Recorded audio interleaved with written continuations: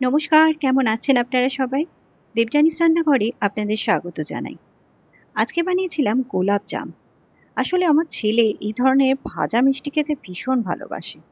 ওর ইচ্ছেতেই মাঝে মধ্যে এরকম মিষ্টি বানিয়েই থাকি আমি।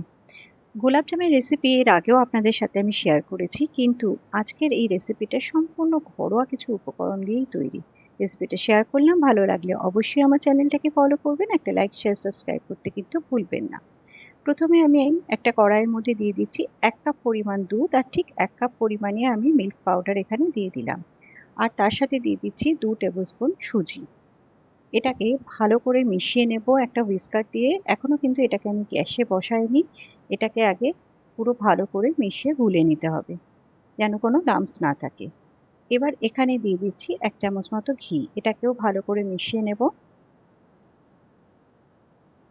এবার এটাকে আমি গ্যাসে বসিয়ে দিয়েছি। প্রথমে একটু হাই ফ্লেমে এটাকে ভালো করে মিশিয়ে নেব। যখন এটা ফুটে আসবে তখন এটাকে ফ্লেমটা কমিয়ে এটাকে আস্তে আস্তে নাড়তে হবে, যাতে তলায় লেগে না যায়। তবে এটাকে ছাড়লে কিন্তু হবে না, তাহলে কিন্তু লেগে যাওয়ার চান্সটা অনেক বেশি। এটা হতে বেশি সময় লাগে না, খুব তাড়াতাড়ি কিন্তু হয়ে যায়। দেখুন কতটা শুকিয়ে গেছে। এবার এখানে দিয়ে দিচ্ছি আমি আরেকটু ঘি। এটাকে আবারও ভালো করে নাড়িয়ে নাড়িয়ে একদম শুকিয়ে নিতে হবে, যেরকম খোয়া ক্ষীর হয়ে থাকে। তবে টেক্সচারটা একটু সফট রাখতে হবে। এটা দেখুন, এটা প্রায় কিন্তু হয়ে এসছে। এটা কিন্তু সুন্দর মতো কড়াই ছেড়ে দিচ্ছে। এবার এটাকে নামিয়ে নেব। এখানে একটা থালার মধ্যে এটাকে নামিয়ে দিয়েছি। এটাকে এভাবে একটু স্প্যাচুলা দিয়ে ছড়িয়ে এটাকে একটু ঠান্ডা করে নেব।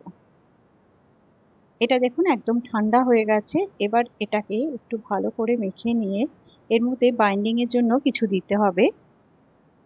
এখানে আমি দিয়ে দিচ্ছি প্রথমে ১ টেবিল স্পুন মতো ময়দা। এটাকে আগে ভালো করে মেখে নিচ্ছি। আপনারা একসাথে দেবেন না, একটু দেখে নেবেন আপনাদের কতটা লাগছে, ঠিক ততটাই দেবেন। আমি ২ টেবিল স্পুন দিলাম। এবার এখানে দিয়ে দিচ্ছি হাফ চামচ মতো বেকিং পাউডার আর হাফ চামচ মতো জল এই বেকিং পাউডারের ওপর দিয়ে দিলাম, বেকিং পাউডারটাকে অ্যাক্টিভেট করার জন্য। এবার এটাকে ভালো করে আবার মেখে নিয়েছি।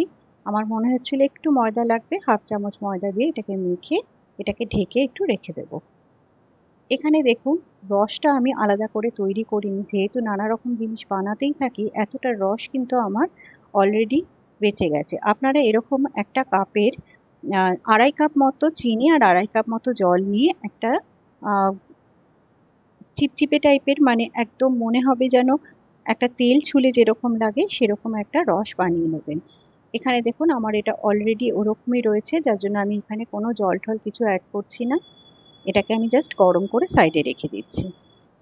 এর মধ্যে অলরেডি এলাচ, কেশর সবকিছুই কিন্তু দেয়া আছে। এবার এটার থেকে আমি ছোট ছোট করে লেচি করে নিচ্ছি। খুব বেশি বড় সাইজ করছি না, কারণ যেহেতু এর মধ্যে বেকিং পাউডার দেওয়া আছে এটা কিন্তু অনেকটাই ফুলে উঠবে। এবার দেখুন হাতের মধ্যে একটু এভাবে প্রেস করে তারপর এটাকে গোল করে নিতে হবে, যাতে এটার টেক্সচারটা একদম স্মুথ হয়। দেখুন এভাবে একটু হাত দিয়ে প্রেসার দিয়ে এভাবে গোল করে নিচ্ছি। সবকটা বল আমি এভাবেই করে নেব। এখানে দেখুন সবকটা রেডি হয়ে গেছে।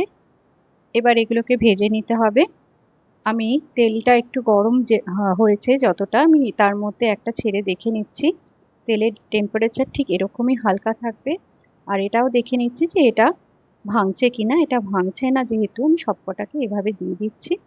তবে এখানে আমার ২২টা মতো হয়েছিল। আমি একটা ব্যাচ ভেজে নিচ্ছি আর একটা ব্যাচ আমি পরে ভাজবো। এগুলোকে যখন দেবেন, ছাড়বেন, তখন কিন্তু ফ্লেমটাকে মিডিয়াম রাখবেন। আর এইভাবে একটু নাড়িয়ে নাড়িয়ে এটাকে দিতে হবে।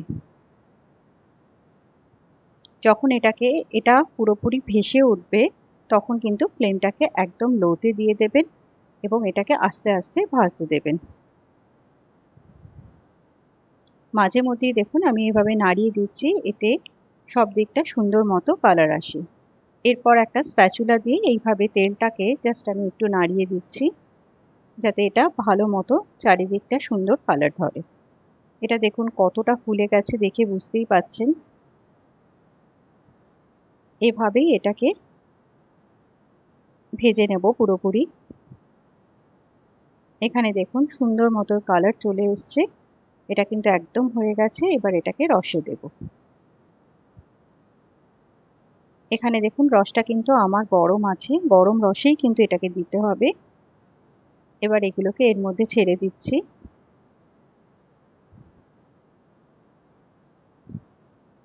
এটাকে একটু নাড়িয়ে এটাকে আবার ঢাকা দিয়ে রেখে দেব। আরেকটা ব্যাচও আমি ভেজে নেব। তবে যেই ব্যাচটা ভাজেননি সেটা অবশ্যই কিন্তু ঢেকে সবসময় রাখবেন, না হলে কিন্তু এটা ওপরটা শুকিয়ে যাবে।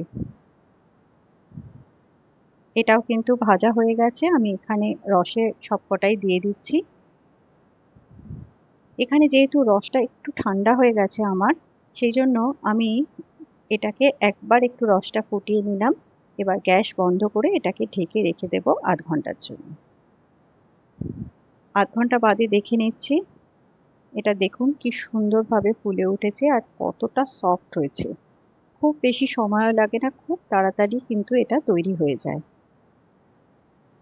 আশা করি আজকের রেসিপিটা ভালো লেগেছে।